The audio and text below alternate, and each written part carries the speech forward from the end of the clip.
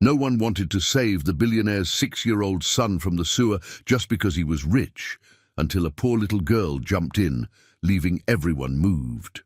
Before we start, let us know in the comments where you're watching from. Like and subscribe for more emotional stories. The sky above Oak Ridge, Connecticut, had darkened to an ominous grey as thunder rumbled in the distance. Rain pounded the upscale suburban town with unrelenting fury, transforming manicured streets into rushing streams. 6-year-old Ethan Williams had been walking home from his private elementary school with his nanny when he'd broken free from her grip, excited by the storm's intensity. His bright yellow raincoat was a splash of color against the dreary afternoon as he jumped into puddles forming along Cedar Avenue. What happened next occurred in mere seconds, his tiny body slipping on wet pavement, his scream piercing the air as an uncovered storm drain swallowed him whole, the current pulling him instantly into the darkness below. "Ethan!" His nanny's scream cut through the downpour as she rushed to the drain, falling to her knees and desperately reaching into the opening. But the boy was gone.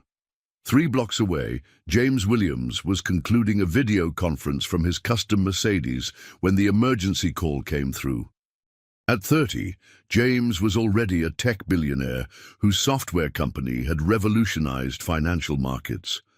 The divorce from Ethan's mother had been finalized 2 years earlier, granting him primary custody of their only child. James was handsome, powerful, and utterly ruthless in business, a man who measured success in acquisitions and assets, not relationships. "What do you mean he fell in?" James's voice was deadly calm as he processed the nanny's hysterical explanation. Without another word, he ended the call and ordered his driver to take him to the location immediately. The Mercedes screeched to a halt on Cedar Avenue, where a small crowd had already gathered. James burst from the vehicle, not bothering to close the door as rain soaked the handcrafted leather interior. His tailored Italian suit was drenched within seconds as he pushed through onlookers to reach the storm drain. "Ethan!" James dropped to his knees, his composed exterior cracking as he peered into the darkness. "Ethan! Can you hear me?" The gathering crowd maintained a noticeable distance. James recognized their expressions as they recognized him, not concern, but contempt. In the 2 years since he'd begun buying properties throughout Oak Ridge, his company had tripled rents, forcing out long-time businesses and residents to make way for upscale boutiques and luxury apartments. He'd never concerned himself with the consequences, viewing it simply as progress and profit. "Someone call 911, James shouted, though several people already had phones out, not to call for help, but to record the unfolding drama. "That's James Williams," someone whispered loudly enough for him to hear. "The vulture who bought half of downtown and kicked out the Johnsons after 50 years running their bakery. Karma comes for everyone eventually," another voice muttered. James looked up, desperation etched across his face. "Please, someone help. I'll pay $1 million to whoever saves my son." Now the offer hung in the rain-soaked air, met with folded arms and averted gazes. Nobody moved. "2 million!" James screamed, his voice cracking with emotion he rarely displayed. "Please!" From the back of the growing crowd, a small figure pushed forward. 9-year-old Lucy Carter wore a faded yellow raincoat 2 sizes too big, a hand-me-down like most of her clothes. Her dark hair was plastered to her face from the rain as she navigated between the adults to reach the front. Lucy had been walking home from her shift-stocking shelves at her grandmother's corner store when she heard the commotion. She assessed the situation with an unnerving calmness, her eyes moving from the drain opening to the desperate father.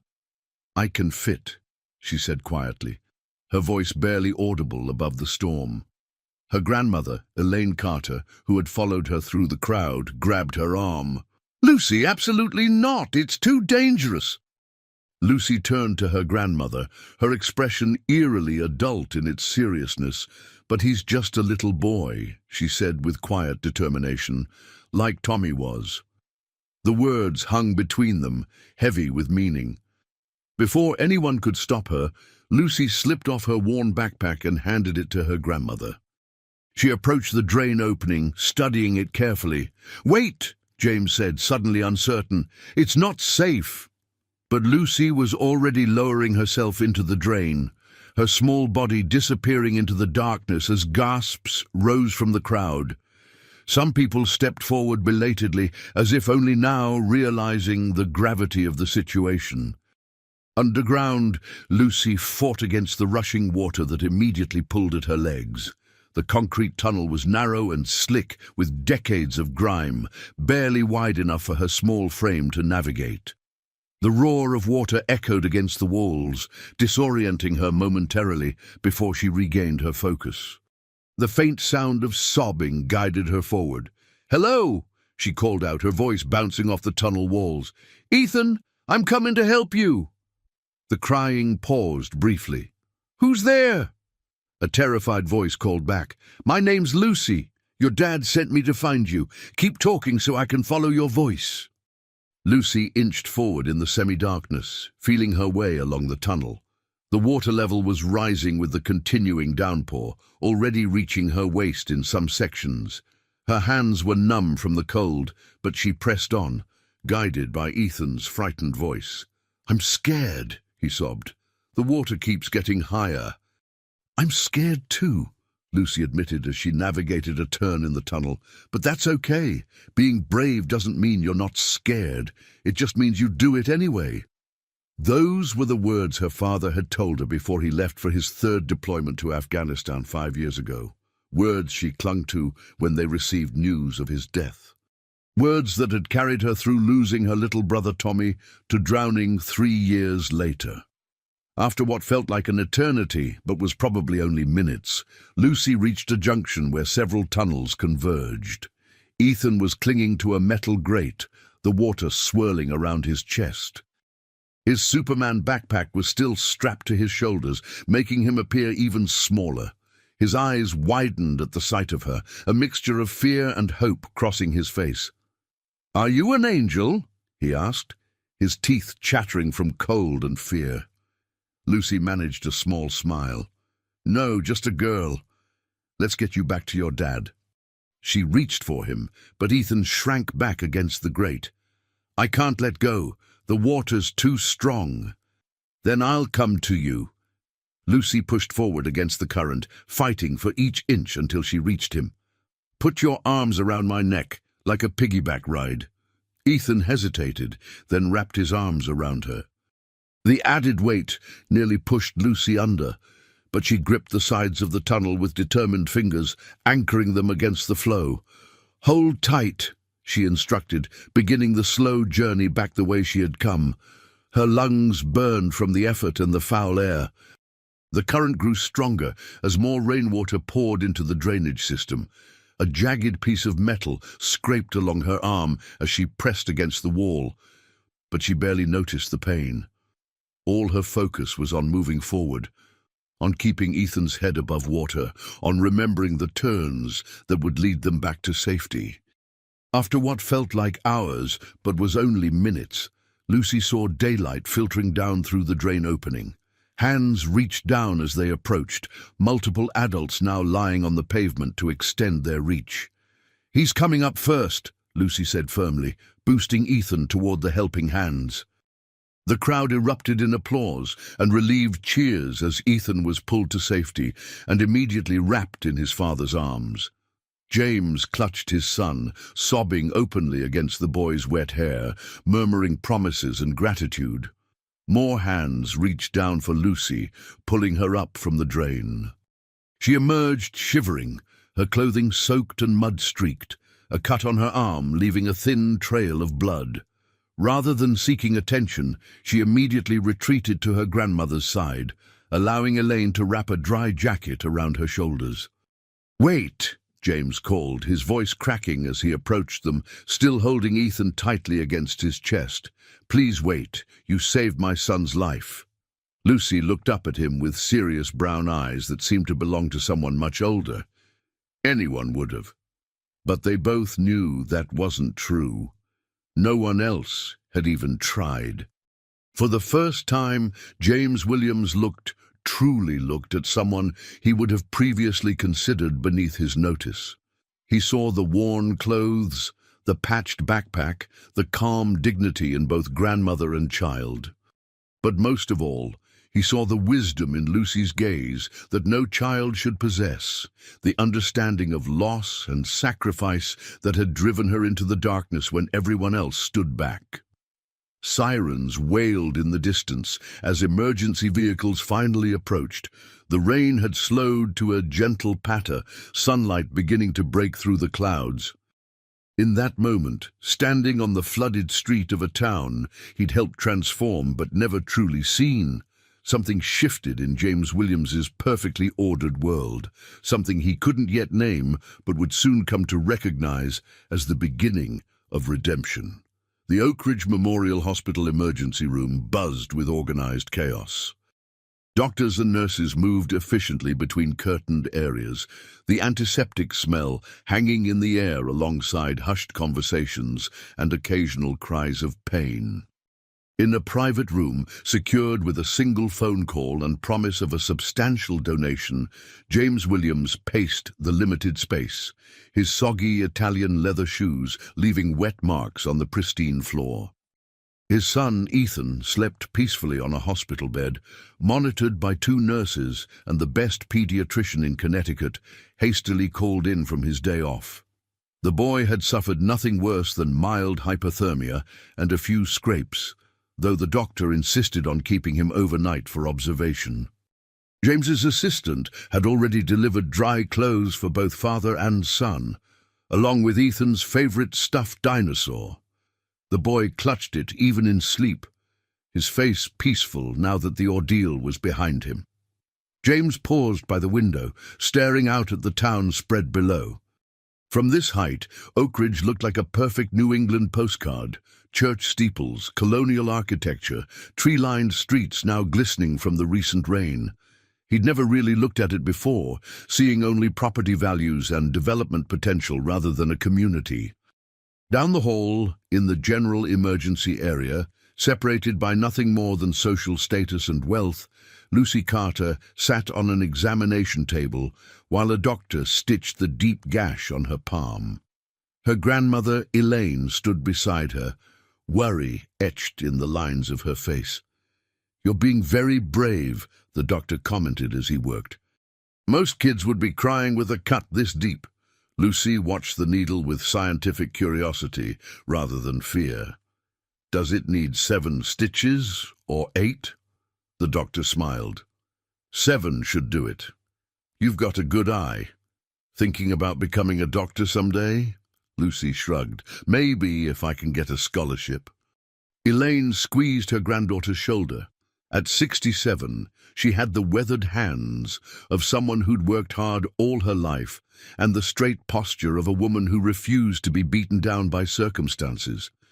After losing her son David in Afghanistan and then her grandson Tommy in a tragic accident, she'd raised Lucy alone while running Carter's General Store, a family business that had served Oak Ridge for over 60 years.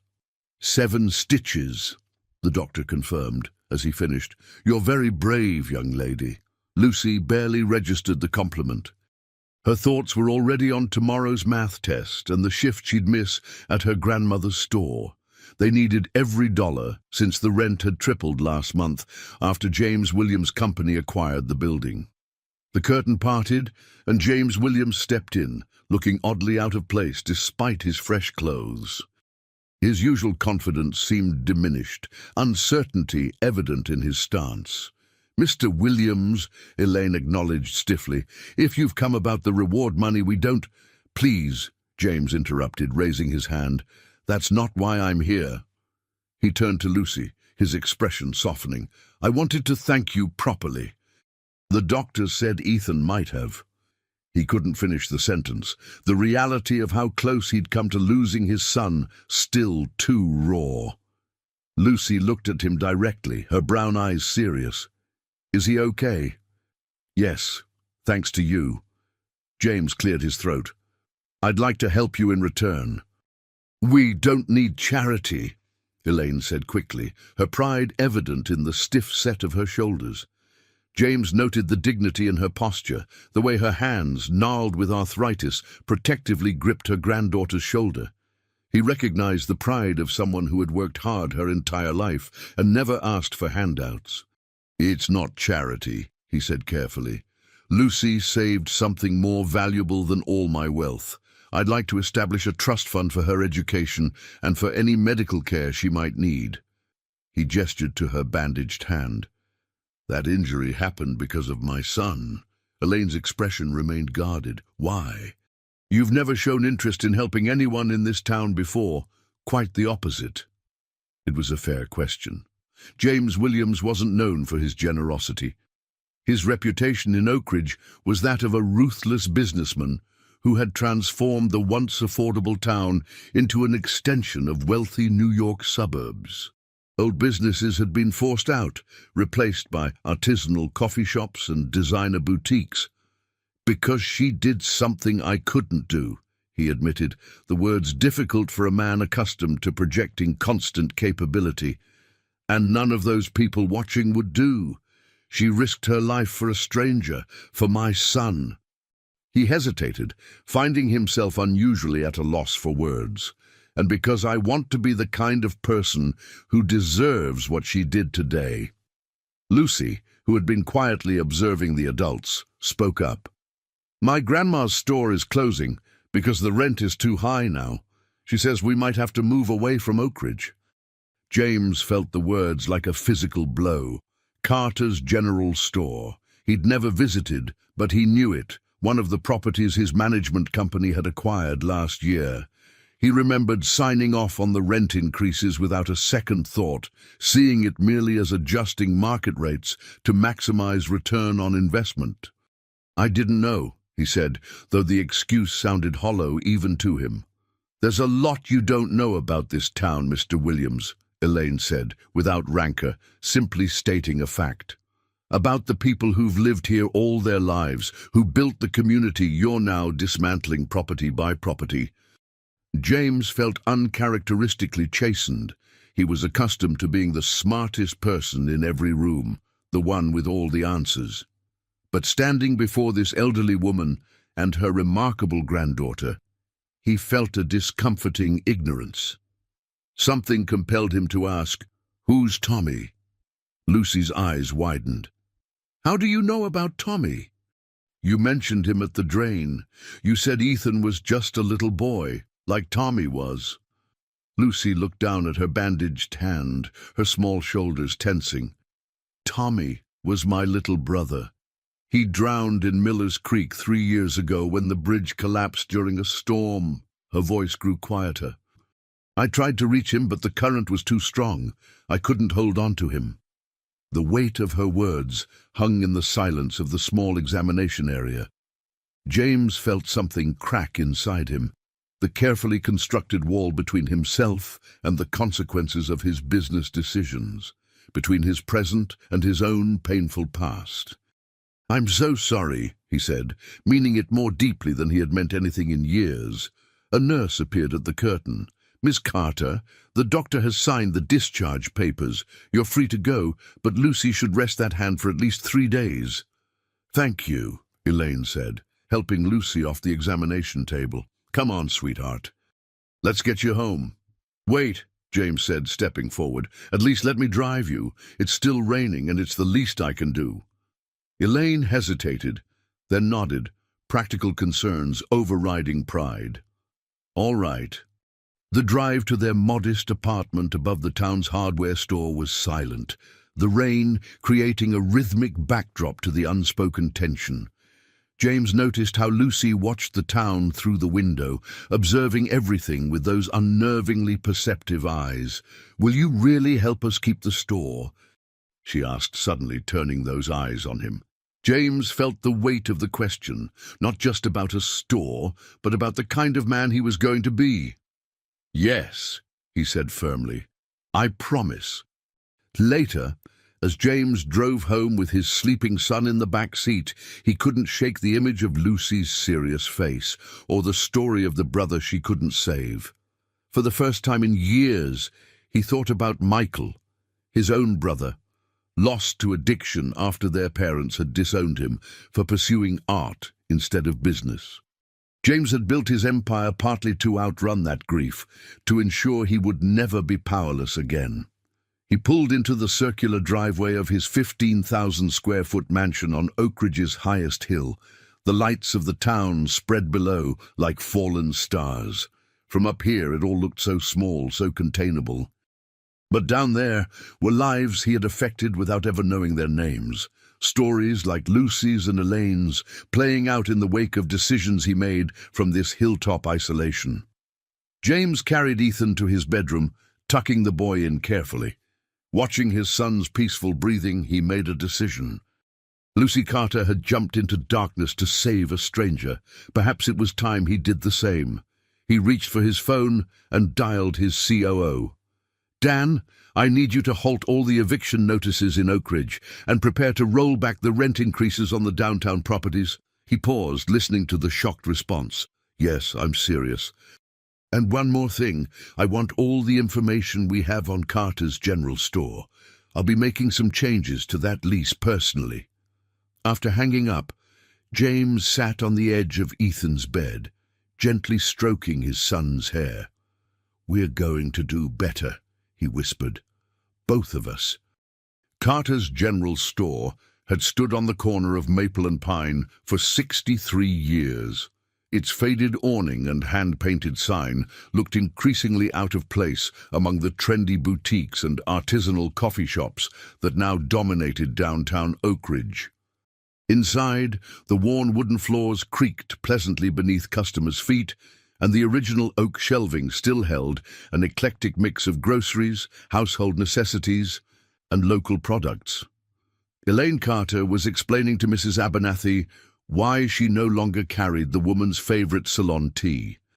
"The supplier doubled their minimum order requirement," Elaine explained patiently, her arthritis-gnarled hands resting on the ancient cash register.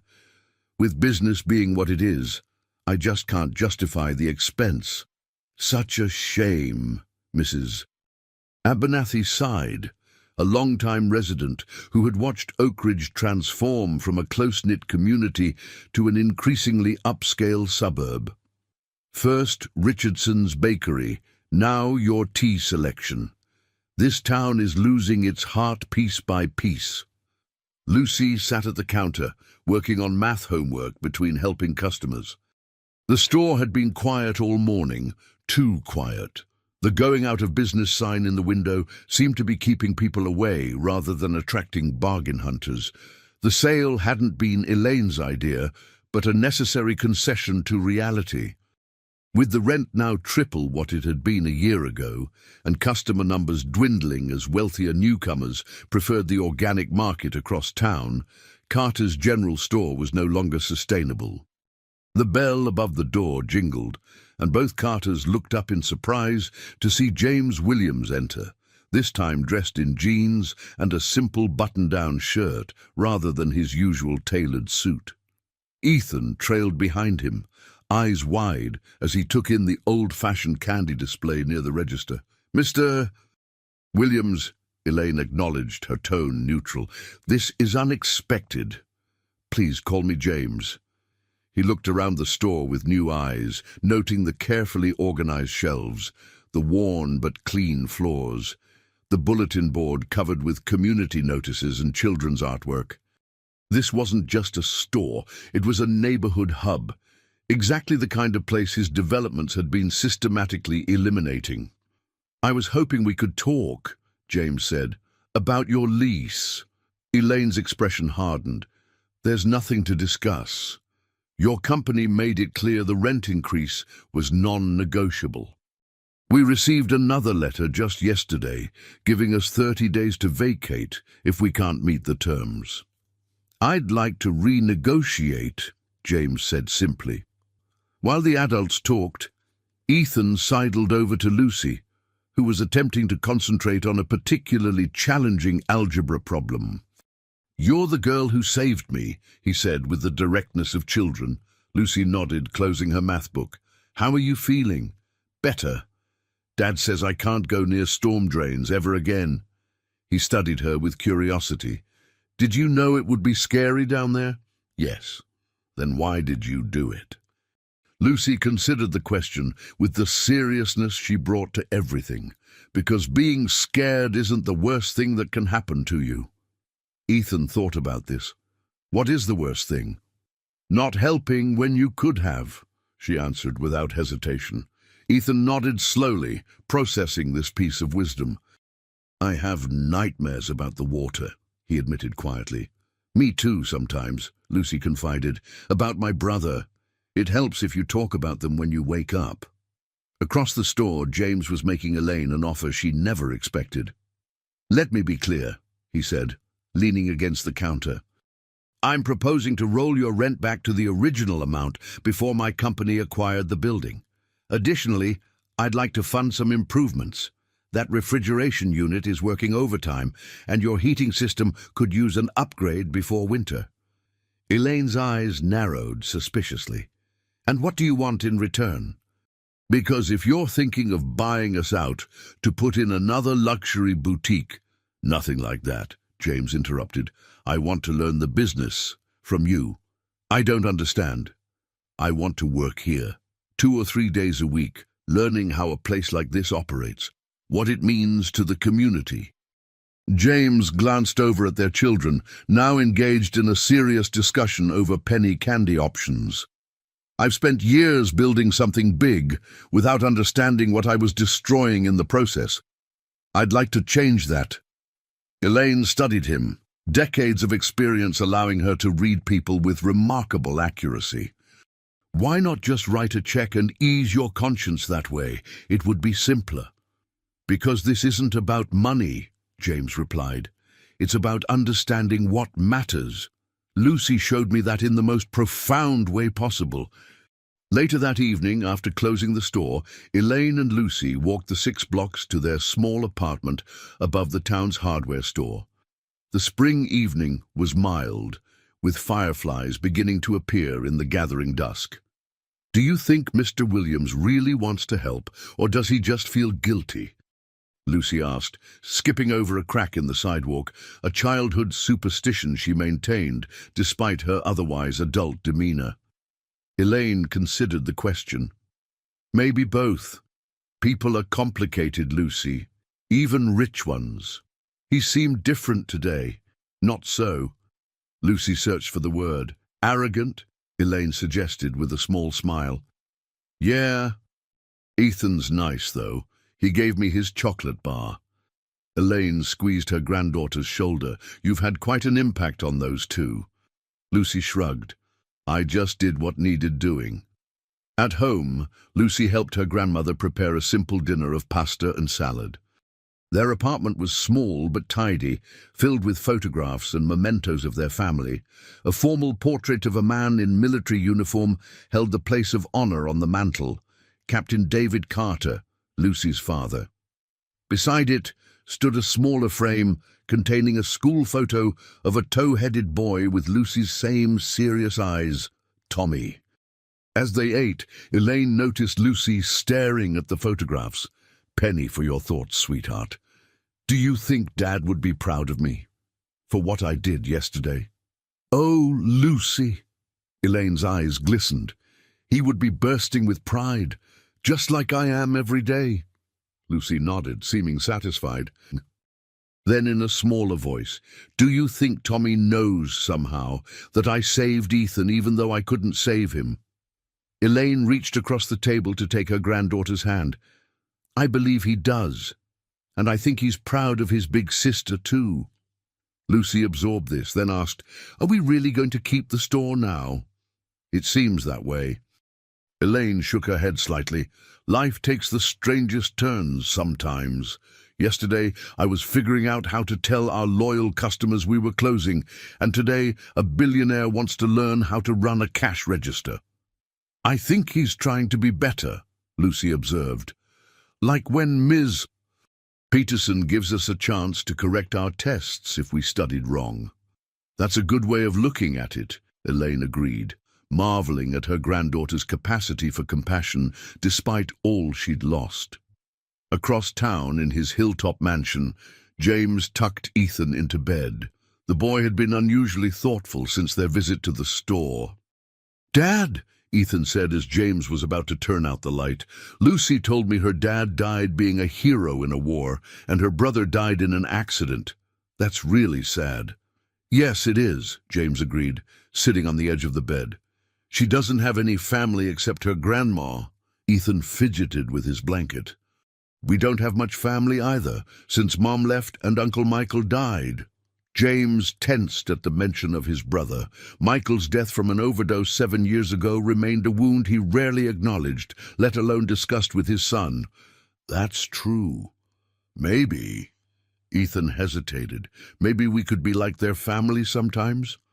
Since they don't have much, and we don't have much." James looked at his son in wonder. When had this little person become so insightful, so compassionate? "I think that's a wonderful idea," he said softly. After Ethan fell asleep, James retreated to his home office with a glass of scotch. The wall of windows offered a panoramic view of Oak Ridge below, lights twinkling in the darkness. He'd chosen this location deliberately when building the house, elevated above the town both literally and figuratively. On his desk sat a silver-framed photograph he usually kept in a drawer. Himself and Michael as teenagers, arms thrown carelessly around each other's shoulders, grinning at the camera during a rare, happy family vacation. Michael had been the artistic one, the dreamer, the one who questioned their father's ruthless business ethics. James had been the pragmatist, the one who followed the path laid out for him without question. When Michael had chosen art school over the family business, their father had cut him off completely. James, eager to prove himself the worthy son, had sided with their father. By the time he realized his mistake, Michael was deep in addiction, rejecting James's belated attempts at reconciliation. "I'm trying to fix things now, Mikey," James whispered to the photograph. A little late, as usual. That night, James dreamed of his brother for the first time in years. In the dream, Michael wasn't sick or angry as he had been at the end. He was young and vibrant, standing by a creek, his arms outstretched. "It's never too late to build bridges, Jamie," Dream Michael said, "but you've got to be willing to cross troubled waters." James woke with tears on his face and the certainty that his life was about to change in ways he couldn't yet imagine. The next morning, he arrived at Carter's General Store at 7 a.m. sharp, dressed in jeans and a casual shirt, ready for his first day of work. Elaine raised an eyebrow at his punctuality, but handed him an apron without comment. "First lesson," she said, gesturing to the ancient cash register, "the heart of any retail operation." Summer arrived in Oak Ridge with a vengeance, bringing record-breaking heat that transformed the quaint New England town into a shimmering mirage. Air conditioners strained to keep pace, and the local swimming pool had extended its hours to accommodate residents seeking relief. At Carter's General Store, now sporting a fresh coat of paint and a new refrigeration system, business was steadily improving. The going out of business sign had been replaced with one reading, "Under new management, same great service." James Williams sat behind the counter, struggling with the ancient cash register, while Elaine patiently guided him through the process again. After 2 months of working at the store 3 days a week, he still hadn't mastered the temperamental machine. "You have to hit the side just right," Elaine demonstrated, giving the register a practice tap that made the drawer spring open. "It's been that way since 1987. We could replace it," James suggested, not for the first time. "Some things have character worth preserving." Elaine replied firmly. Not everything needs to be the newest model to have value. The lesson wasn't lost on James, who had built a fortune by constantly pursuing the cutting edge. Working at the store had become a masterclass in community economics and human connection, concepts absent from his Harvard Business School education. He'd learned the names of regular customers, discovered which local families were struggling and which were thriving, and began to understand how his company's actions had rippled through Oak Ridge in ways he'd never considered. The door opened, bringing a blast of hot air and the familiar figure of Lucy, followed by Ethan. Both children were flushed from the heat, their t-shirts sticking to their backs. "Grandma, can we have popsicles?" Lucy asked. "It's 98 degrees out there." "Of course," Elaine said. "James, why don't you help them while I finish the inventory?" Indeed, as James retrieved popsicles from the freezer, he marveled at the unlikely friendship that had developed between the children. Despite their different backgrounds, they had bonded quickly. Ethan, an only child accustomed to solitude and structured activities, blossomed in Lucy's determined presence. And Lucy, who had grown too serious too young, remembered how to play again. "How was the library program?" James asked as they unwrapped their treats at the small table in the corner of the store. "Amazing!" Ethan exclaimed, cherry popsicle already staining his lips. "Miss Perez taught us about constellations and how to find the North Star." Lucy already knew all about it because her dad taught her. "He said stars are like friends," Lucy explained, carefully catching a drip before it reached her fingers. "Even when you can't see them, they're still there." James nodded, thinking of Michael. "Your dad sounds like a wise man." "He was," Lucy agreed matter-of-factly. "He could fix anything too, not like our apartment now. The air conditioner broke yesterday, and the landlord says it'll be a week before he can get someone to look at it." James frowned. "That's unacceptable in this heat. Who's your landlord?" Lucy and Ethan exchanged glances. "You are," Lucy said quietly. "Or your company is. The building's owned by Williams Investments." James felt the familiar twist of shame that had become his frequent companion these past months. Another consequence of decisions made without consideration for the people affected. "I'll make a call," he promised. While the children finished their popsicles, James stepped outside to phone his property management team. The conversation was brief and direct, ending with the promise that a repair crew would be at the apartment within the hour. When he returned, Elaine was showing the children photos she'd found while reorganizing the store's back office. "This is the store on opening day in 1960, she explained, pointing to a black-and-white photograph of a much younger couple standing proudly in front of Carter's General Store. "My in-laws, Robert and Mabel Carter. They started with just basic groceries and gradually expanded." "Is that you?" Ethan asked, pointing to another photograph showing a younger Elaine beside a tall man in a store apron. "Yes, and that's David's father, John. We took over in 1985 when Robert's health started failing." Her finger moved to another photo. "And here's David behind the counter for the first time. He was 16. Lucy touched the image of her father reverently. "I remember him teaching me how to work the register when I was 5. "Like father, like daughter," Elaine smiled. "He would have taken over the store if he hadn't joined the army after 9/11. James studied the photographs, struck by the continuity they represented, generation after generation, maintaining not just a business, but a community presence. His own company had no such legacy, focused entirely on growth and acquisition rather than stability and service. Later that evening, as James was closing the store with Elaine, he broached the subject. "I had no idea my company owned the hardware store building." "There's a lot you didn't know about your holdings," Elaine said without accusation. "That's what happens when you operate at a distance." "I've been thinking about that," James admitted. "About distance and what it costs." He hesitated. The repairs on your building will be done by tomorrow, but I'd like to do more. I'm restructuring my company, starting with our properties here in Oak Ridge. What does that mean exactly? Fair rents, better maintenance, community input on development. James shook his head. It sounds simple saying it out loud, but it's a complete reversal of how we've operated. And your shareholders are okay with this? Elaine asked skeptically. I'm the majority shareholder, James replied, and for the first time in years I'm thinking beyond quarterly profits. Elaine studied him, her eyes sharp despite her age. This change of heart, is it just about assuaging guilt? It was a fair question, one James had been asking himself during sleepless nights. It started that way, he admitted.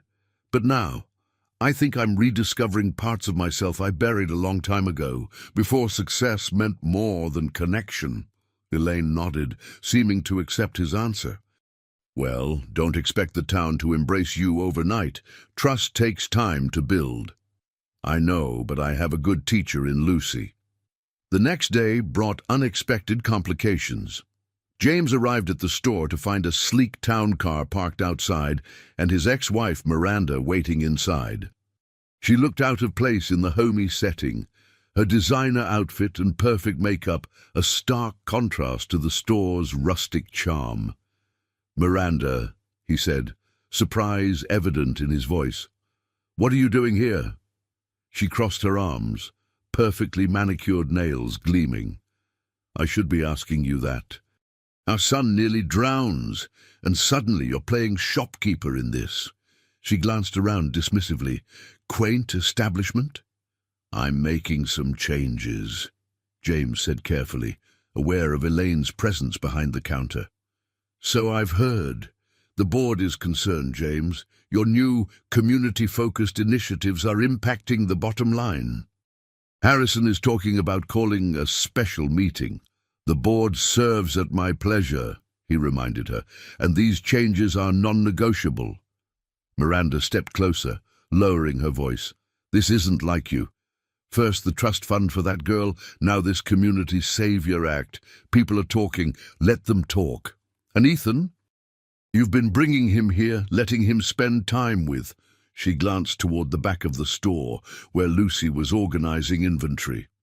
"Her name is Lucy," James said firmly. "And yes, they've become friends. It's been good for him." Miranda's expression softened slightly. "I've noticed the difference in him when he visits. He seems happier, more confident." She sighed. "But I worry about the influence. We come from a certain world, James. A world that nearly let our son drown because of who I am," he replied quietly. "Maybe it's time to rethink that world." After Miranda left, promising to return the following weekend to take Ethan to New York for a few days, James found himself troubled. He hadn't considered how his changes might affect Ethan's relationship with his mother. The divorce 3 years ago had been amicable on the surface, with both parties more concerned about their public image than fighting over assets, but underneath ran currents of resentment and unresolved feelings. That night, as James drove Ethan home, his son asked unexpectedly, "Dad, why did you and Mom really get divorced?" James glanced at the rearview mirror, meeting his son's serious gaze. "That's a complicated question. Lucy says adults always say that when they don't want to answer." James couldn't help but smile. "She's pretty smart." He considered his words carefully. "Your mom and I, we stopped seeing each other, really seeing each other. We were both so busy with our own lives that we became strangers living in the same house. Like how you didn't really see Oak Ridge until after the accident." "Exactly like that," James agreed, amazed at his son's perception. "Sometimes it takes something big to make us open our eyes." Ethan was quiet for a moment. "I'm glad mine are open now." James reached back to squeeze his son's knee. "Me too, buddy, me too." That weekend, James took Lucy and Ethan to the Connecticut Science Center in Hartford. Watching them race between exhibits, their excitement equally matched despite their different backgrounds, James felt a sense of peace he hadn't experienced in years. Lucy's ability to find wonder in everything was infectious, and Ethan was blossoming in her company. "Dad, Lucy figured out the engineering puzzle," Ethan called from an interactive display. "The one the high school kids couldn't solve." James approached to find Lucy methodically adjusting components in a complex machine design. "My dad taught me about mechanical principles," she explained without looking up. "He said understanding how things work helps you fix them when they break." He was right, James agreed, watching as she completed the final adjustment and the machine whirred to life. Lucy looked up at him, her expression suddenly vulnerable. "Do you think he would be proud of me for helping Ethan?" The question caught James off guard. "Without a doubt," he said softly, "just as I'm sure your brother would be." Lucy nodded, seeming satisfied, then turned to pull Ethan toward the next exhibit. James stood still for a moment, struck by how deeply Lucy's concern for her father's approval mirrored his own long-ago desire for his father's recognition, a desire that had shaped his entire business philosophy until a small girl in a yellow raincoat showed him what true courage looked like. The annual Oak Ridge Founders' Day celebration transformed the town square into a festival of lights, music, and food. Established in 1792, Oak Ridge took pride in its heritage, and the late August celebration was a tradition that had continued uninterrupted for over a century. Local businesses set up booths, children darted between games and attractions, and neighbors who'd become strangers in recent years found themselves reconnecting over shared memories. Carter's General Store had prime placement, their booth offering penny candy, homemade lemonade, and a photo display chronicling the store's 63-year history. Lucy and Ethan manned the lemonade stand while Elaine explained the photographs to interested visitors. The store had become something of a local success story over the past 3 months, with business steadily increasing as word spread of its revitalization. James moved through the crowd, dressed casually in khakis and a polo shirt. He was greeted with a mixture of cautious nods and outright suspicion. His reputation as the man who had tried to gentrify Oak Ridge out of existence hadn't disappeared overnight, despite his recent efforts. The announcement that Williams Investments would be rolling back rent increases and funding community development projects had been met with skepticism by many. "Mr. Williams," a voice called. James turned to find Mayor Patricia Hernandez approaching. At 52, she was serving her 3rd term and had been an outspoken critic of his development practices. "I'm surprised to see you participating in such a grassroots event." "I'm full of surprises lately," James replied, with a self-deprecating smile. "Your speech was excellent, by the way. The history of Oak Ridge is fascinating." "It is when you actually pay attention to it," she said pointedly. James accepted the barb. "I deserve that, but I am paying attention now." The mayor studied him, her practiced political eye assessing his sincerity. "So I've heard. The question is, for how long?" Communities need sustainable commitment, not billionaire whims. Before James could respond, commotion erupted from the direction of the carousel. A child's scream cut through the festive atmosphere, instantly silencing nearby conversations. James recognized the sound immediately, the cry of genuine pain rather than childish disappointment. He moved toward the sound instinctively, the mayor following close behind.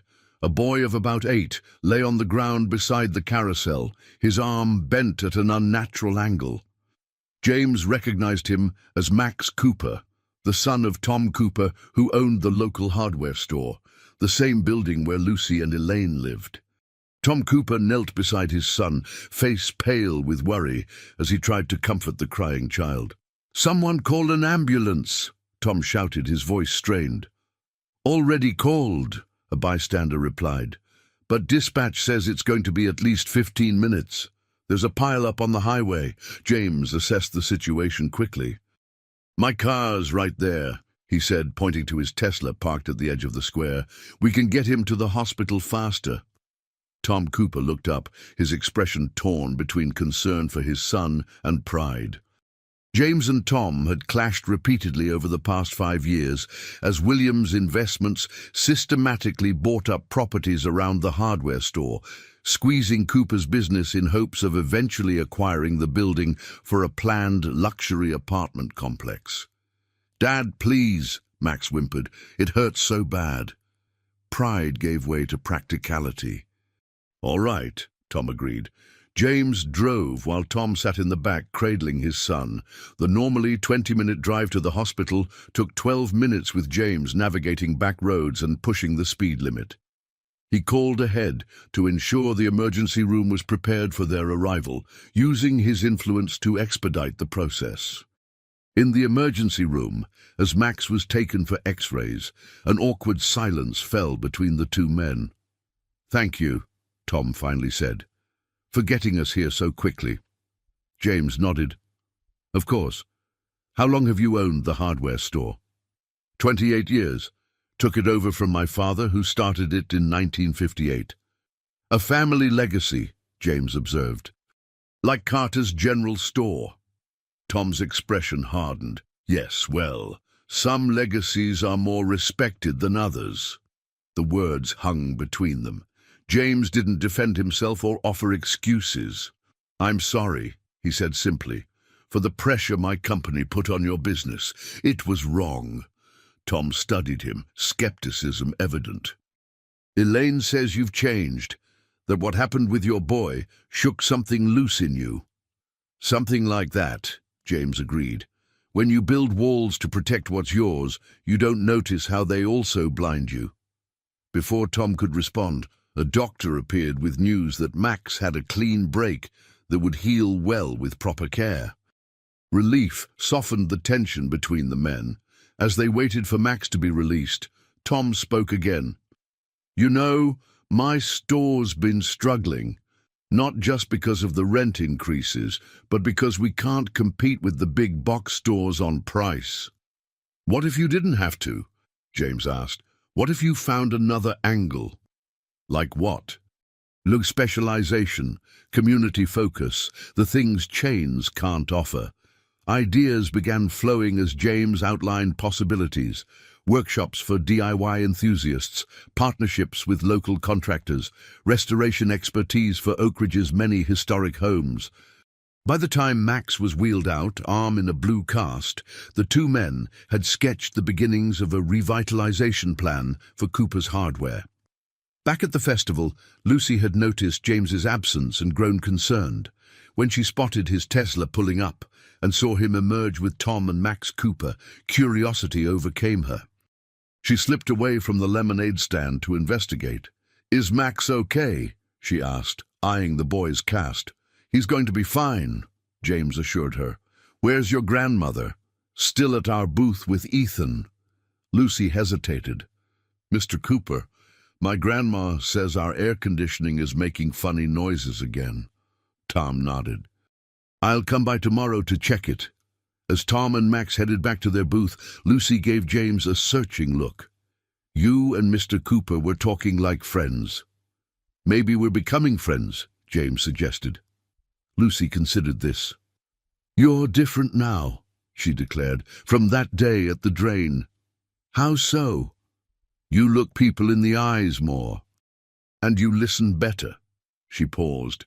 My dad said you can tell a lot about a person by how they listen. Your dad sounds wiser by the day, James smiled.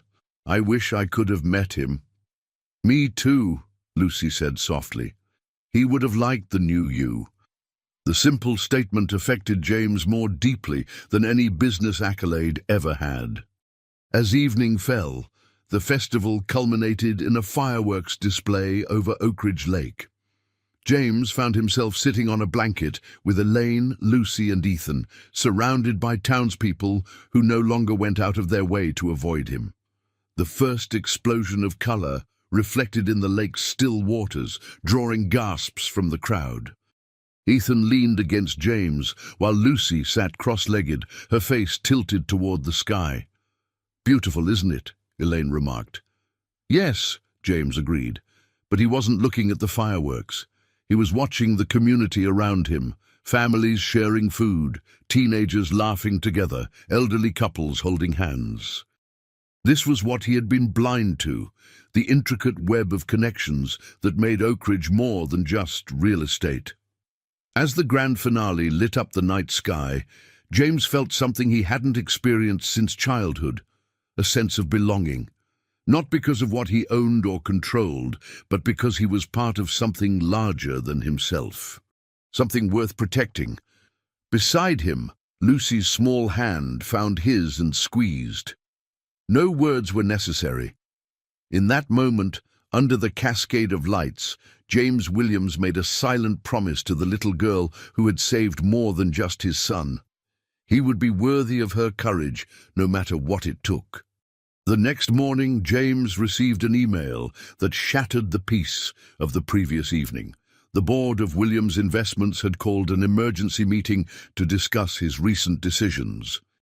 Several major shareholders were expressing concern about the company's changed direction in Oak Ridge and other markets where James had begun implementing similar community-focused policies.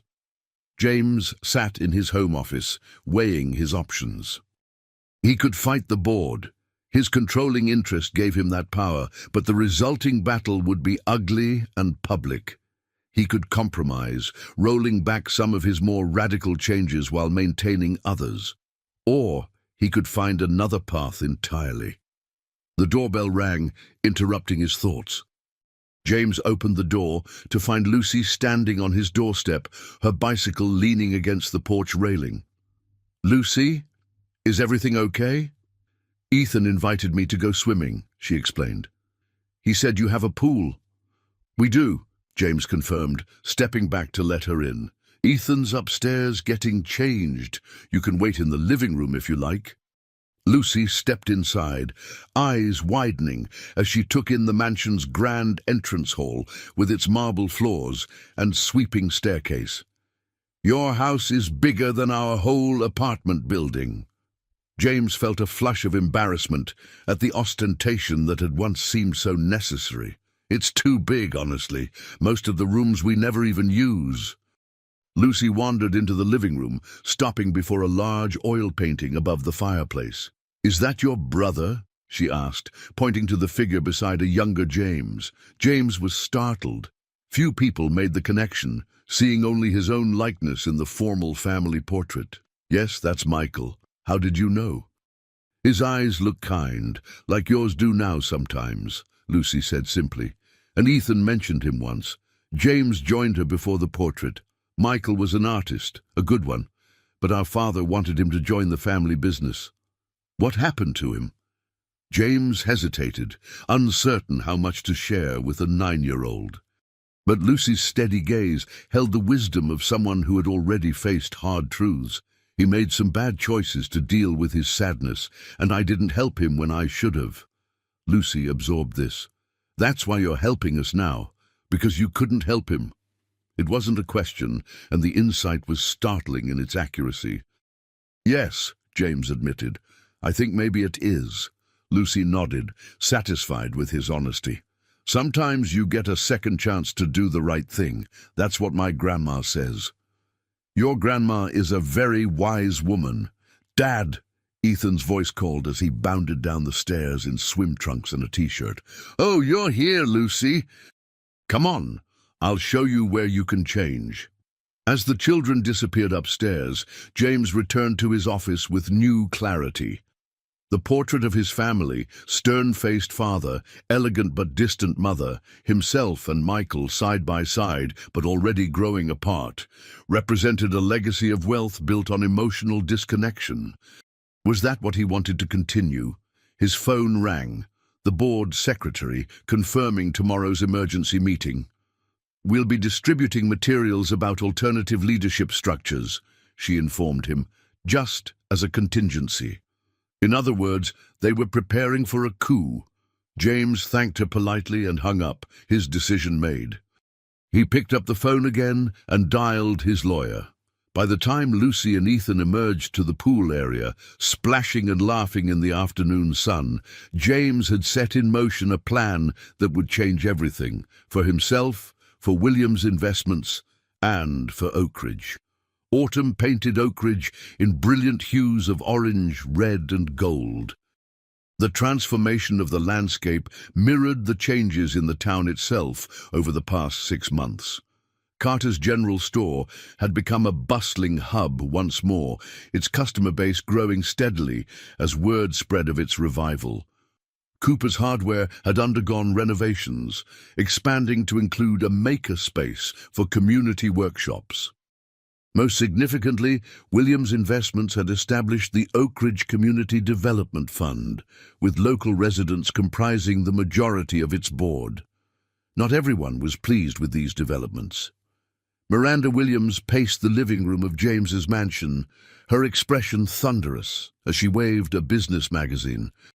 A billionaire's crisis of conscience costs shareholders millions, she read aloud. Do you have any idea what this is doing to your reputation in New York? James continued making Ethan's lunch for school, unfazed by his ex-wife's displeasure. I'm more concerned with my reputation here in Oakridge. This isn't just about image, Miranda insisted. The board is in revolt. Harrison and Klein are talking about a vote of no confidence. Let them try, James replied calmly, spreading peanut butter on whole wheat bread. I've restructured the company. The Oakridge holdings are now part of a separate community trust. They can't touch them. Miranda set down the magazine with exaggerated care. Your mother called me. James froze. Eleanor Williams, his formidable mother, had remained in Europe since his father's death 5 years ago, communicating mainly through her team of lawyers. She held 10% of Williams' investments, shares that had always voted with James's interests until now. What did she want? To understand why her son has apparently lost his mind. Miranda's tone softened slightly. She's worried, James. We all are. This transformation. It's so sudden. It's been 6 months, James pointed out. And it's not sudden. It's overdue. Eleanor is flying in next week. She wants to meet this girl who's had such an influence on you and Ethan. The prospect of his mother meeting Lucy and Elaine was oddly terrifying. Eleanor Williams was the epitome of old money and rigid social hierarchies, everything James had once embodied himself. Fine, he said finally, but she comes here, to Oakridge. I'm not parading Lucy around New York like some curiosity. After Miranda left, James drove Ethan to school. The boy had been unusually quiet during breakfast. Everything okay, buddy? James asked. Ethan fidgeted with his backpack strap. Is Grandma really coming to visit? Yes. Is that okay with you? Ethan shrugged. She always makes you different, like the old you. The observation struck James. His son was right. Eleanor had a way of pulling him back into patterns he'd worked hard to break. Well, maybe this time I can show her the new me instead. Will she like Lucy? It was the question James had been avoiding. I hope so. But even if she doesn't, it won't change anything between us and Lucy and Elaine. Ethan seemed satisfied with this answer. As they pulled up to the school, he spotted Lucy waiting by the entrance and brightened immediately. There's Lucy. Dad, can she come over this weekend? I want to show her my new telescope. Of course, James agreed, watching as his son ran to join his friend. The two children walked into the school together, their different backgrounds invisible in the easy way they communicated. James headed to Carter's General Store, where he found Elaine updating the inventory system they'd recently installed. The store had maintained its charming character while incorporating modern efficiencies, a balance James was learning to appreciate in many aspects of life. Morning, Elaine greeted him. You look troubled. James had given up being surprised by her perceptiveness. My mother is coming to visit next week. She wants to meet you and Lucy. Elaine raised an eyebrow. The formidable Eleanor Williams. I've read about her in those society pages. She's complicated, James said diplomatically. You mean she's why you became the man you were before, Elaine corrected. Before Lucy pulled Ethan from that drain. James couldn't deny it. She has certain expectations about how a Williams should behave. The family legacy is everything to her. And now you're redefining that legacy. Elaine's expression was knowing. No wonder she's concerned. The bell above the door jingled as Tom Cooper entered carrying a toolbox. Morning, Elaine, James. Just here to fix that sticky lock on the storage room. Thanks for coming by, Tom, Elaine said warmly. As Tom headed to the back of the store, James marveled at how naturally he now interacted with people who had once viewed him as the enemy. The genuine connections he was forming felt more valuable than any business deal he'd ever closed. The week passed quickly, and soon Eleanor Williams's private jet was landing at the small regional airport. James waited on the tarmac, a mix of emotions churning inside him. When his mother emerged, elegant and intimidating even at 72, he was struck by how small she seemed compared to his memories. James, she greeted him with the customary kiss on each cheek. You're looking relaxed. He recognized the subtle disapproval in her tone. It suits me, Mother. Welcome to Oak Ridge. During the drive to his home, Eleanor observed the town with a critical eye. So this is where you've decided to reinvent yourself. It's rather provincial. It's a community, James corrected. Something I never appreciated before. Eleanor turned to study her son.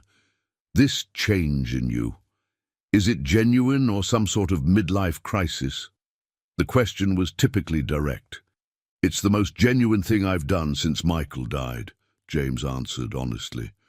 The mention of his brother's name created a momentary crack in Eleanor's composed facade.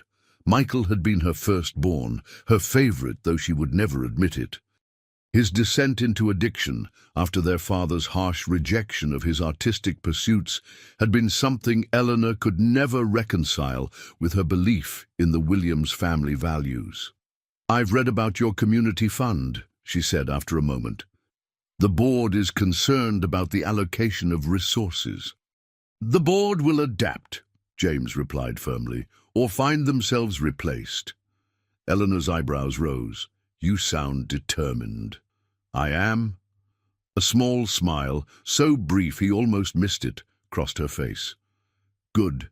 Conviction becomes you, James. It always has. The response surprised him. Before he could probe further, they arrived at his home, where Ethan waited anxiously on the front steps. Despite his grandmother's sometimes stern demeanor, Ethan adored her and ran to embrace her as soon as she emerged from the car. Grandmother, did you bring me something from Paris? Eleanor laughed, a genuine sound that few outside the family ever heard. Would I forget? She retrieved a small package from her handbag. A model of the Eiffel Tower that also functions as a kaleidoscope. I thought you might enjoy it. Ethan's face lit up. Thank you. Wait until Lucy sees this. She loves kaleidoscopes. Eleanor's smile tightened slightly. Ah, yes, Lucy. The young heroine I've heard so much about. James placed a protective hand on Ethan's shoulder. Lucy and her grandmother Elaine will be joining us for dinner tomorrow night. I hope you'll keep an open mind. Eleanor handed her luggage to the waiting housekeeper. I always do, James. That's how I've remained at the forefront of society for 5 decades. As she swept into the house, James exchanged a look with his son. Well, that went better than expected, he murmured. Ethan shrugged. Grandmother's not so scary once you know her. Like that old cat at the pet store. All hiss, not much scratch. James laughed, marveling again at how children could often see through adult pretenses to the truth beneath. Maybe, just maybe, Eleanor Williams would surprise them all. The dinner with Eleanor, Lucy, and Elaine the following evening began with awkward formality. Eleanor Williams was dressed impeccably in a designer outfit that probably cost more than Elaine's monthly rent, while Elaine wore her Sunday best, a simple but elegant dress that had served her for many occasions over the years. Lucy, uncomfortable in the frilly dress Miranda had insisted on buying her for important occasions, fidgeted beside her grandmother. "Mrs. Carter," Eleanor began as the first course was served by James's housekeeper. "I understand your family store has been a fixture in Oak Ridge for some time." 63 years, Elaine confirmed. "My late husband's parents started it just after World War II. "How quaint." Eleanor took a delicate sip of her wine. "And you've managed to keep it afloat all this time?" "Until your son's company tripled our rent," Elaine replied evenly. "Then it became rather challenging." James winced, but Eleanor merely nodded. "Business is business. Though I understand James has developed a rather sentimental attachment to your establishment." "Mother," James warned. Eleanor turned her attention to Lucy, who had been silently observing the exchange. "And you, young lady, you're the one who rescued my grandson." Lucy met the older woman's gaze without intimidation. "Yes, ma'am." That was extraordinarily brave and foolish. Eleanor's tone was unreadable. "You could have been killed." "But I wasn't," Lucy pointed out practically, "and neither was Ethan." "Indeed." Eleanor studied her. "Tell me, what do you want to be when you grow up?" "A doctor," Lucy answered promptly. "Or maybe an engineer like my dad was before he joined the army." "Ambitious," Eleanor noted. "Do you have the grades for it?" "Straight A's," Ethan piped up proudly. "Lucy's the smartest kid in our class." "Is that so?" Eleanor's eyebrows raised slightly. "And what do you think of my son's sudden interest in your grandmother's store?" Lucy considered the question carefully. "I think everyone deserves a second chance to be better," she said finally. "Even billionaires." Unexpected laughter burst from Eleanor. "Out of the mouths of babes," she murmured. "You remind me of someone. Lucy Carter." "Who?" Lucy asked. "My elder son, Michael. He had the same unflinching honesty." Eleanor's expression softened momentarily before she composed herself again. "So James tells me you enjoy astronomy. Perhaps after dinner you might show me what you know about the constellations. The night is quite clear." As the evening progressed, a remarkable transformation occurred. Eleanor Williams, the society matriarch who had struck fear into the hearts of New York's elite for decades, found herself genuinely engaged with Lucy's intelligence and Elaine's dignity. By dessert, she was asking Elaine about the challenges of small business ownership with what appeared to be genuine interest. Later, as James walked Elaine and Lucy to their car, his mother pulled him aside. "That child is remarkable," she said quietly, "and her grandmother is no fool." "I know," James agreed. "The board meeting is next week. They're going to try to oust you." James nodded. "I'm prepared." Eleanor studied him. "Are you?" "Because the James I knew would fight to the death to maintain control." "Maybe I'm not the James anymore." "No," Eleanor agreed. "You're not. You're better." She straightened his collar in a rare maternal gesture. "Your brother would be proud, and so am I." The words, never before spoken by Eleanor Williams, left James momentarily speechless. "I'll see you at the meeting," she continued briskly. "My proxy will be voting with yours, of course." "Thank you," James managed. Eleanor glanced toward Lucy, who was showing Ethan something in the night sky. "Don't thank me. Thank that extraordinary child who managed to save more than just your son." As Eleanor departed for her hotel, James stood watching as Lucy pointed out constellations to Ethan. The autumn air was crisp, the stars brilliant against the dark sky. 6 months ago, he wouldn't have taken time to notice either. "Dad," Ethan called, "Lucy says there's a meteor shower tonight. Can she stay over to watch it with the telescope?" James looked to Elaine, who nodded her permission. Of course, he agreed. Later, as the children excitedly tracked shooting stars from the observatory James had built but rarely used, he reflected on his journey from isolated billionaire to community member. There would be challenges ahead. The board meeting, the restructuring of his business, balancing his new priorities with his responsibilities. But for the first time in years, he felt he was on the right path. Beside him, Elaine watched her granddaughter with quiet pride. "She's something special, isn't she?" she said softly. "Yes," James agreed. "She's reminded me of what truly matters."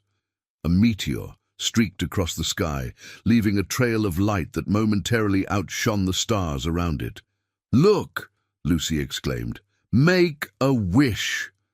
James closed his eyes briefly. His wish was simple: to be worthy of the second chance he'd been given. To honor Lucy's courage by living with the same openness of heart that had led her into the storm drain that rainy afternoon. When he opened his eyes, the meteor was gone, but the night sky remained brilliant with possibility. The Williams Investments board meeting was held in their Manhattan headquarters, 52 floors above the bustling city streets.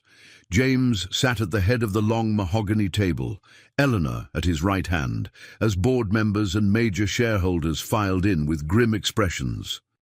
"This emergency session will come to order," announced Harrison Wells, the silver-haired CFO who had been with the company since James's father's time. "We're here to discuss the unconventional decisions made by Mr. Williams regarding our Oak Ridge properties and the proposed extension of similar policies to other holdings." James observed the faces around the table, people he'd worked with for years but never truly known. They saw him as unpredictable now, dangerous to their investments. "Before we begin," Eleanor Williams interjected, her voice carrying the authority of decades at the pinnacle of New York society, "I'd like to make a statement." Surprise rippled through the room. Eleanor rarely attended board meetings, preferring to vote by proxy while she traveled the world. "My late husband built this company on the principle that profit justifies all means," she began. "I supported that vision for 40 years. But watching my son these past months has shown me something I'd forgotten, that wealth without purpose becomes a prison." She placed a leather portfolio on the table. "I'm voting my shares with James. Furthermore, I'm establishing the Michael Williams Foundation with a personal contribution of $50 million to support community revitalization in towns affected by our developments." Stunned silence greeted her announcement. James himself couldn't hide his shock at hearing his brother's name spoken in a business context, something his father had forbidden. "Mother," he began. "It's time, James," she said simply. Michael would have wanted his name to stand for something meaningful. The vote that followed was contentious but ultimately decisive. With Eleanor's 10% combined with James's 51%, they had an unassailable majority. The Oak Ridge Community Trust would remain intact, and similar initiatives would proceed in 3 other towns where Williams Investments had significant holdings. As the board members filed out, many still grumbling about profit margins and shareholder obligations, Harrison approached James. "Your father would be appalled," he said quietly. "Yes," James agreed. "But my brother would be proud, and at this point in my life, that means more." Back in Oak Ridge that evening, James found Lucy and Ethan at the general store, helping Elaine with inventory. The children had created a game of it, competing to count items most accurately. "How was the big meeting?" Elaine asked, noting his relieved expression. "Better than expected. The community trust is secure." Lucy looked up from counting canned goods. "Does that mean our apartment is safe? And the store?" "Yes," James confirmed. "And not just yours. The whole block is now part of the trust, with rents stabilized permanently." Ethan abandoned his counting to high-five Lucy. "We won! We did more than win," James said. "We're starting something. The Michael Williams Foundation will be supporting similar initiatives in other communities." "Michael, your brother?" Lucy asked, remembering their conversation by the portrait. James nodded. "My mother surprised me. She's establishing the foundation in his name." "That's a good way to remember someone," Lucy said, with the wisdom of a child who understood loss by helping people. As October deepened into November, Oakridge prepared for its annual Thanksgiving festival. Carter's General Store became festival headquarters, with Elaine coordinating food donations for families in need. James found himself assigned to logistics, working alongside people who months ago had scorned him. One afternoon, as he and Tom Cooper unloaded turkeys from a delivery truck, Tom paused. "Never thought I'd see James Williams doing manual labor," he observed without malice. James smiled. "Never thought I'd enjoy it." "And you're different now," Tom acknowledged. "Lucy really changed you, didn't she?" James considered this as he hefted another frozen turkey. "She showed me what I'd lost sight of. That courage isn't about wealth or power. It's about doing what's right even when you're afraid." "Sounds like something David Carter would have said," Tom remarked. Lucy's father was like that, joined the army after 9/11 when he could have claimed his dependent's exemption, said some things were worth fighting for. That evening, James watched as Lucy and Ethan helped decorate the store for the festival. His phone buzzed with a text from Miranda. "Ethan needs to start focusing on his studies, not playing shopkeeper." He silenced it without responding. Some battles would have to wait. The Thanksgiving festival transformed Oakridge's town square into a celebration of community and gratitude. Tables laden with food stretched across the park, serving families from all economic backgrounds. Lucy and Ethan ran between tables, delivering pies and refilling water pitchers, their friendship now a familiar sight to townspeople. James found himself at the serving line beside Mayor Hernandez, dishing out mashed potatoes to a steady stream of residents. 6 months ago, if someone told me James Williams would be serving potatoes at a community dinner, I'd have laughed them out of town, the mayor remarked. 6 months ago, I wouldn't have believed it either, James admitted. The changes you've made to your development plans for the North Side, keeping the historic structures while adding affordable housing, it's a good compromise. I'm learning that good business doesn't have to destroy community, James said. They can strengthen each other. Their conversation was interrupted by Ethan's excited voice. Dad! Lucy's grandma says we can light the community candle. The lighting of Oakridge's 6-foot unity candle was a century-old tradition, symbolizing the town coming together during difficult times. Being asked to participate was a significant gesture of acceptance. As James followed Ethan to the candle pavilion, he spotted Eleanor standing with Elaine, deep in conversation. The unlikely friendship that had developed between his proper, society-conscious mother and the no-nonsense store owner still surprised him. Stubborn as his father, Eleanor was saying as he approached. But with a heart more like Michael's, thank goodness. The children have been good for him, Elaine observed. Lucy especially. She has a way of cutting through pretense. A quality sadly lacking in our social circles, Eleanor agreed dryly. James cleared his throat. Should I be concerned that you two are discussing me? Absolutely, his mother replied with a rare smile. The candle-lighting ceremony began with Mayor Hernandez recounting Oakridge's history, the challenges and triumphs that had shaped the town since its founding. As darkness fell, she invited James, Ethan, Lucy, and Elaine forward. This year, we recognize that community means embracing change without losing our core values, the mayor announced.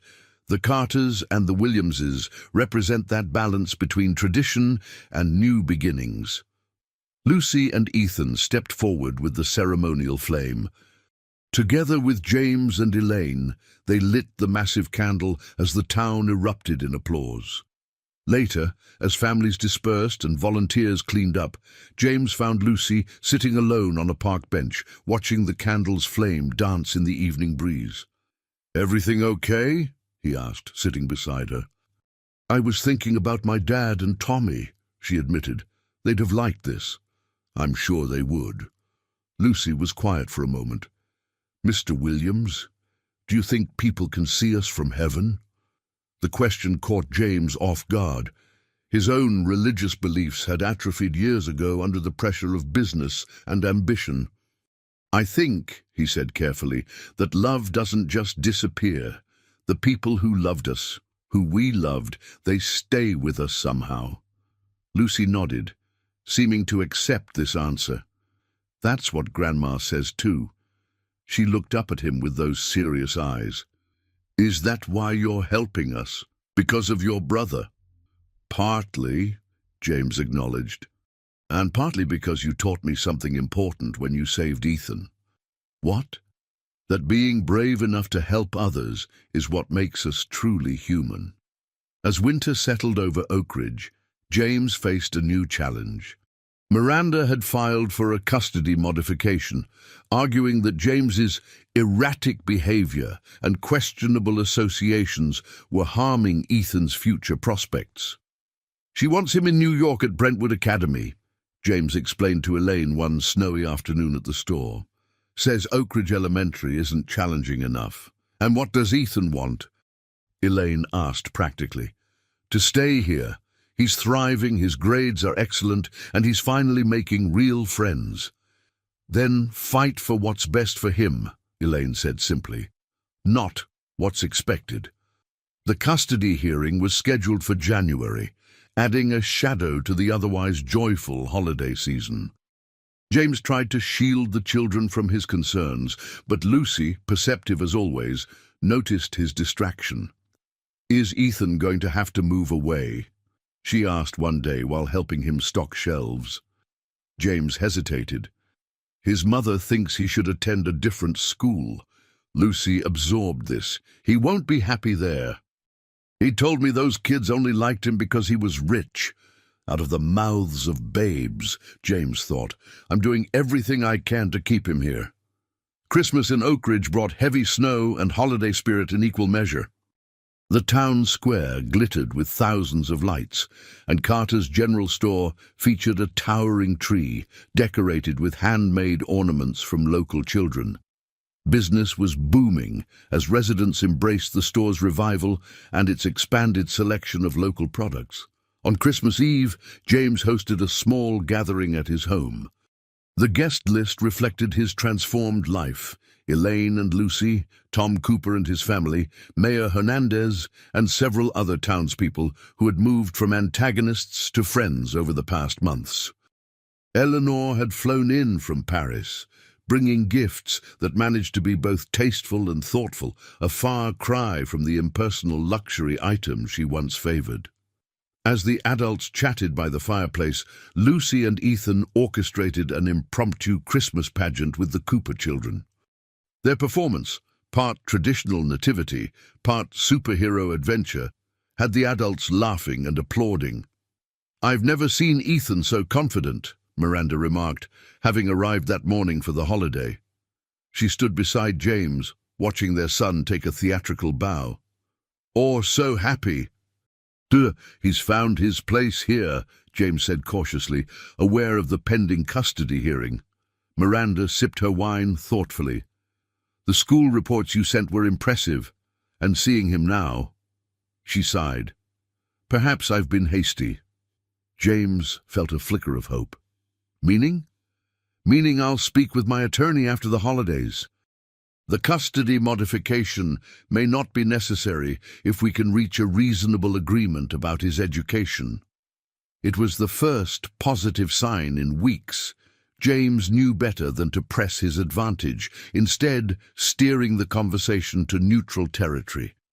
Later, as guests departed with warm wishes and promises to meet again for New Year's celebrations, James found himself alone with Eleanor in his study. Miranda seems to be reconsidering her position, his mother observed. I think seeing Ethan so happy made an impression, James agreed. Eleanor nodded. She always did respond to visual evidence rather than emotional appeals. She examined the snow falling outside. The Michael Williams Foundation has identified 3 more communities for intervention. Small towns where our development strategies have disrupted local economies. That was fast. I'm not getting any younger, James. When one has regrets, one wants to address them quickly. She turned to face him. Your brother would have been 42 this year. Old enough to have children Ethan's age. The thought struck James forcefully. Michael as a father. It seemed right somehow, more right than James's own initially reluctant parenthood. He would have been a wonderful father, James said softly. Yes, Eleanor agreed, and you've become a wonderful father too at last. It just took a little girl in a yellow raincoat to show you how. January brought the custody hearing, but with a surprising development. Miranda and James presented a unified plan to the judge. Ethan would remain at Oak Ridge Elementary, with supplemental advanced courses arranged through a nearby private academy. He would spend school weeks with James and alternate weekends and holidays with Miranda. The parties have clearly considered the child's best interests, the judge noted with approval. Motion granted. Outside the courthouse, Miranda pulled James aside. This isn't just about Ethan, she admitted. The foundation work you're doing, the changes to the company, they're attracting positive attention. Several major clients have approached me about ethical investment partnerships. James couldn't help but smile. Miranda had always been attracted to success, however it manifested. So my crisis of conscience is becoming marketable. Don't push it, she warned, but returned his smile slightly. Just keep doing what you're doing. It seems to be working for everyone. That evening, James brought Ethan to Carter's General Store to share the good news. They found Lucy teaching Elaine how to use the new inventory system James had installed, the student becoming the teacher. I get to stay at Oak Ridge Elementary, Ethan announced jubilantly. Lucy's face lit up. For real? No more court stuff? It's official, James confirmed. The judge approved our agreement today. The celebration that followed was simple but heartfelt. Elaine closed the store early, and they walked to the local ice cream parlor despite the January chill. Watching the children compare outlandish Sunday creations, James felt a contentment that had eluded him during his years of wealth accumulation. You've come a long way, Elaine observed, echoing his thoughts. From the man who nearly doubled my rent without a second thought. I had a good teacher, James replied. 2, actually. He nodded toward Lucy, who was earnestly explaining to Ethan why mint chocolate chip was superior to Rocky Road. She sees the best in people, Elaine said, even when they don't see it in themselves. Winter gradually yielded to spring, bringing renewal to Oak Ridge. The Michael Williams Foundation was now fully operational, with offices above Carter's General Store. James split his time between the foundation, his remaining corporate responsibilities, and his ongoing work at the store. On a bright April morning, as cherry blossoms floated through the air, a Blacktown car pulled up outside the store.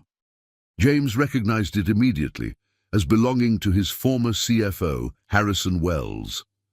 James, Harrison greeted him stiffly as he entered. We need to talk. They retreated to the small office in the back. Harrison declined the offered coffee, coming straight to the point. The board has received a buyout offer for Williams Investments. 30% above market value. James felt a jolt of surprise. From whom? Meridian Global. They've been watching our community initiatives with interest. Apparently, ethical development is becoming profitable. Harrison couldn't quite keep the irony from his voice. They want you to stay on as a consultant for the transition. The offer was unexpected but not unwelcome. James had been gradually disentangling himself from daily operations, focusing instead on the foundation work. "I'll need to review the details," he said carefully. Harrison nodded. "Of course, but off the record, it's a good offer, better than we deserve after the past 2 quarters.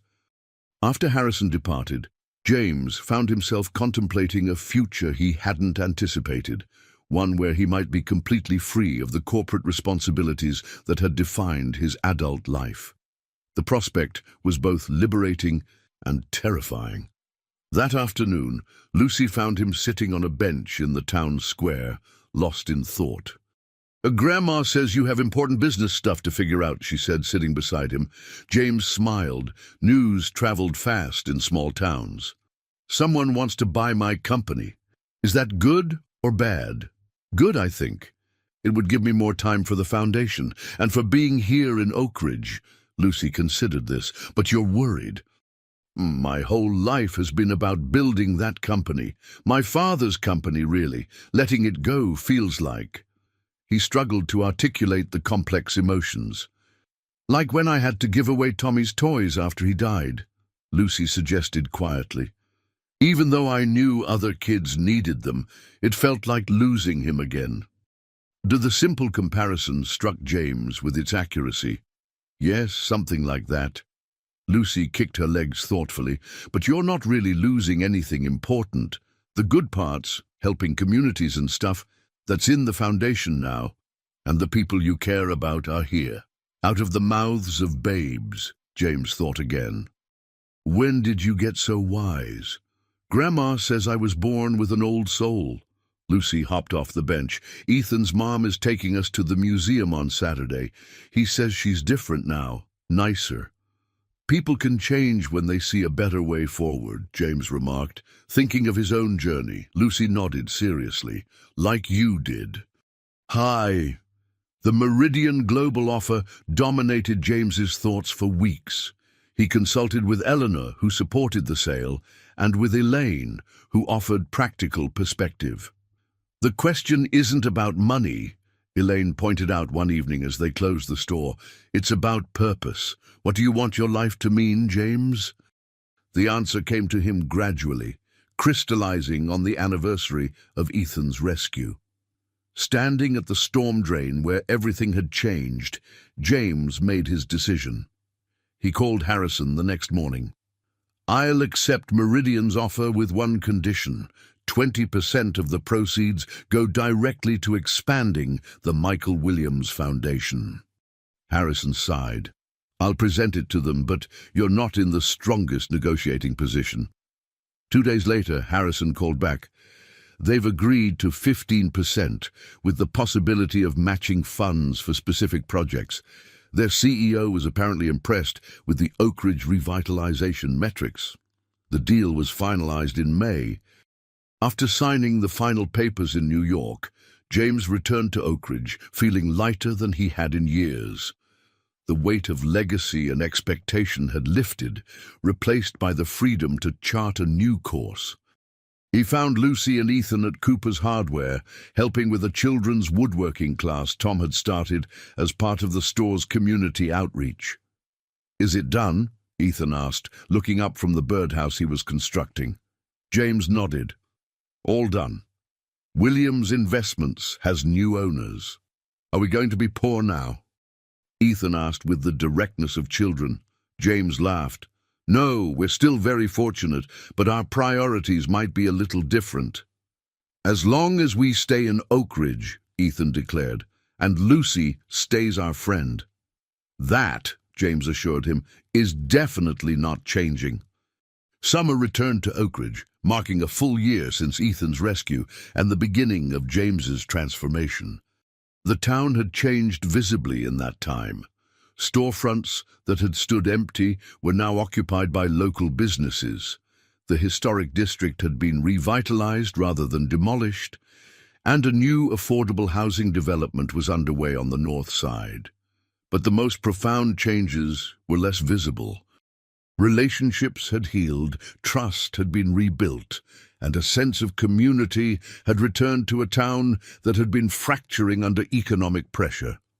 Carter's General Store had become a case study in successful small business adaptation.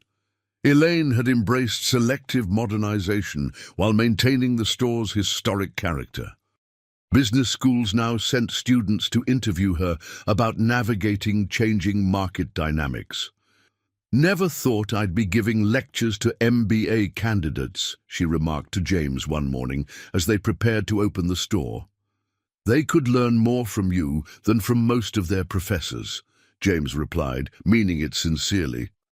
The bell above the door jingled, and Tom Cooper entered with an urgent expression. "James, we've got a situation at the creek. The heavy rains last night compromised the temporary bridge.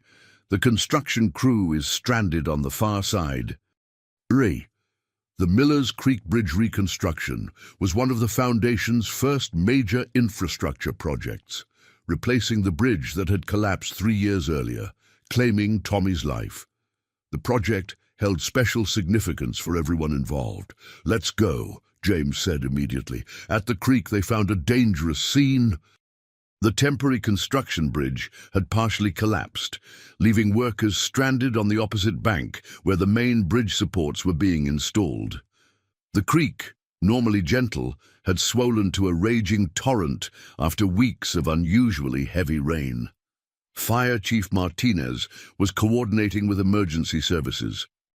"We've got boats coming from the next county, but they're at least an hour out if the rest of that temporary structure goes." James surveyed the situation. The workers appeared safe for the moment, but the remaining section of temporary bridge was visibly straining against the current. "Can we reach them from above?" he asked, pointing to the construction crane on their side. "The arm doesn't extend far enough," the site foreman explained. As they debated options, James became aware of a commotion behind them.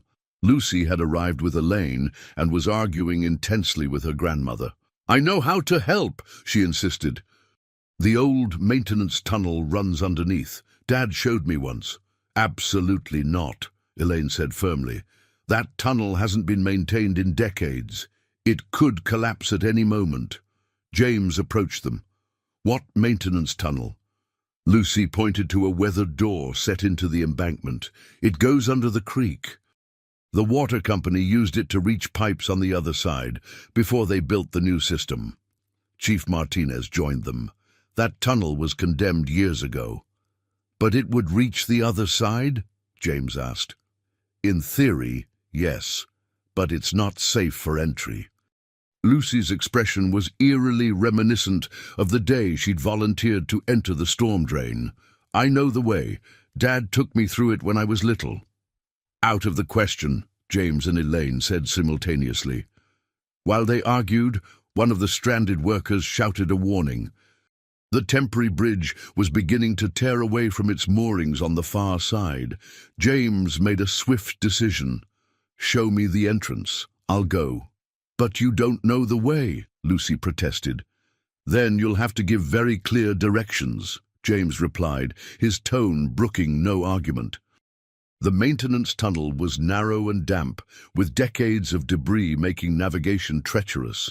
Following Lucy's detailed instructions relayed via radio, James navigated the passageway as water seeped through cracks in the concrete. "There should be a junction ahead," Lucy's voice crackled through the radio. "Take the right fork." James pushed forward, ducking under pipes and stepping over fallen beams. The air grew thinner as he progressed, and twice he had to backtrack when passages had collapsed. Finally, he reached the exit on the far side, emerging just below where the workers were stranded. With the rope he'd brought, they established a safety line and began evacuating the workers one by one through the tunnel. The last worker had just entered the tunnel when the remaining section of temporary bridge gave way with a thunderous crash. James watched it disappear into the churning water, thinking of Tommy, and how easily that could have been Ethan a year ago. When he finally emerged on the safe side, muddy and exhausted, Lucy was waiting with uncharacteristic impatience. "You did it!" she exclaimed. "Thanks to your directions," James acknowledged. "How did you remember all those turns?" Lucy's expression grew solemn. Dad made me memorize it. He said knowledge saves lives in emergencies. Looking at her, James was struck again by the extraordinary resilience she possessed, born of loss but channeled into saving others. That evening, a spontaneous celebration formed at Carter's general store. The rescued workers, emergency personnel, and community members gathered to share food and stories. The near disaster had reinforced the bonds of a community that now faced challenges together rather than as adversaries. As James watched Lucy explaining to a circle of attentive adults exactly how she had remembered the tunnel layout, he felt a tap on his shoulder. Eleanor had arrived unannounced from New York. "Quite the excitement for a small town," she observed dryly. "Never a dull moment," James agreed. "What brings you to Oak Ridge?" Eleanor handed him a folder. "The final paperwork for the expanded foundation. We're now funded to support community projects in 15 towns across 3 states. James scanned the documents, noting the substantial endowment. "This is more than we discussed. I added my personal contribution," Eleanor said simply. "It seemed fitting." "ID." As they stood watching the celebration, Eleanor added quietly, "Michael would have loved this town. And that remarkable child." James nodded, feeling the bittersweet truth of it. "He would have been here a decade before me, doing this work properly from the start." "Perhaps," Eleanor acknowledged, "but you're here now. Better late than never." The grand opening of the new Millers Creek Bridge coincided with the first anniversary of Ethan's rescue. The timing was deliberate, a way to connect 2 events that had transformed Oak Ridge and the lives of those involved. The bridge itself was a marvel of thoughtful design. Unlike its utilitarian predecessor, the new structure incorporated elements reflecting Oak Ridge's history. The pedestrian walkways featured plaques detailing local historical events, and a special memorial area honored those lost to the creek over the years, including a small plaque for Tommy Carter. The day dawned clear and perfect, with summer sunshine warming the hundreds of attendees gathering for the ribbon-cutting ceremony. James stood with Ethan, watching Lucy and Elaine examine Tommy's memorial plaque. "They look sad, but also happy," Ethan observed. "How can someone be both?" "That's how healing works sometimes," James explained. "The sadness doesn't disappear, but joy can exist alongside it." Mayor Hernandez called everyone to attention for the ceremony. James had deliberately taken a background role, wanting the focus to remain on the community rather than himself. The mayor, however, had other ideas. "This bridge stands as a symbol of what we can accomplish when we work together," she announced. And that collaboration began when one little girl showed extraordinary courage, inspiring changes that have revitalized our town. She beckoned Lucy forward. "Lucy Carter, would you do us the honor of cutting the ribbon?" Lucy looked momentarily overwhelmed by the attention. She glanced at her grandmother, who nodded encouragingly, then at James, who gave her a reassuring smile. With characteristic seriousness, Lucy approached the ceremonial ribbon stretched across the bridge entrance. The oversized scissors looked almost comical in her small hands, but she managed them with determination, snipping the ribbon as the crowd erupted in applause. The formal ceremony transitioned into a community festival spanning both sides of the newly connected creek. Food stands, music and activities filled the afternoon with celebration. As evening approached, James found Lucy sitting alone on the new bridge, her legs dangling between the railings as she gazed at the water below. "May I join you?" he asked. She nodded, making space beside her. They sat in comfortable silence for a few minutes, watching the creek flow peacefully beneath them. "I was thinking about Tommy," Lucy finally said, "and your brother Michael. Do you think they'd like the bridge?" "I think they'd love it," James replied, "especially knowing it brings people together instead of just being a way to get from one place to another." Lucy considered this. "That's what you've been doing too, bringing people together." "I've tried," James acknowledged.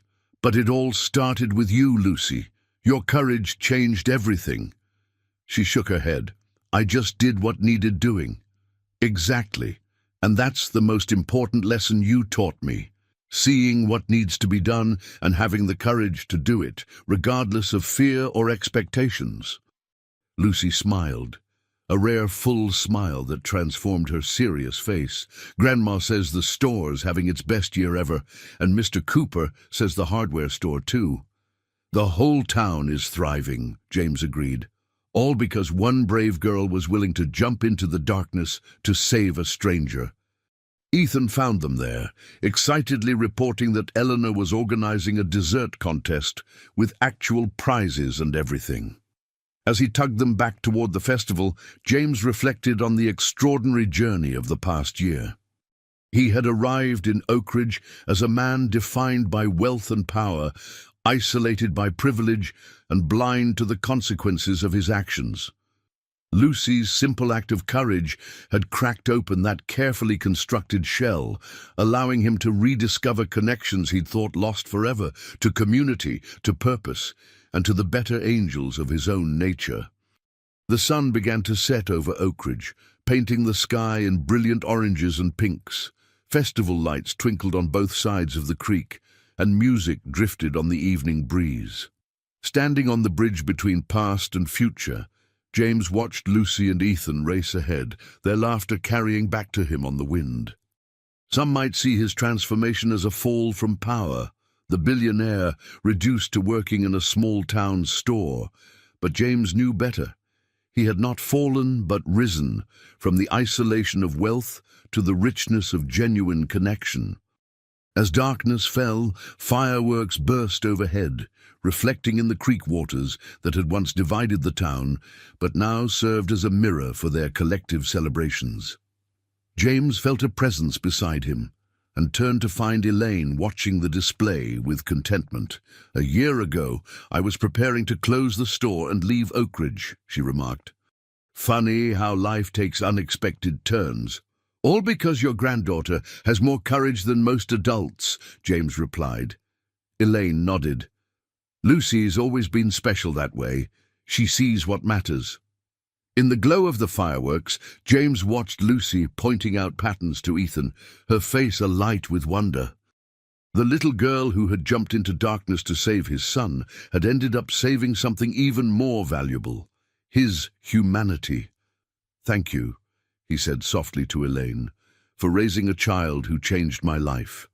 "And thank you," she replied, "for being someone who could be changed."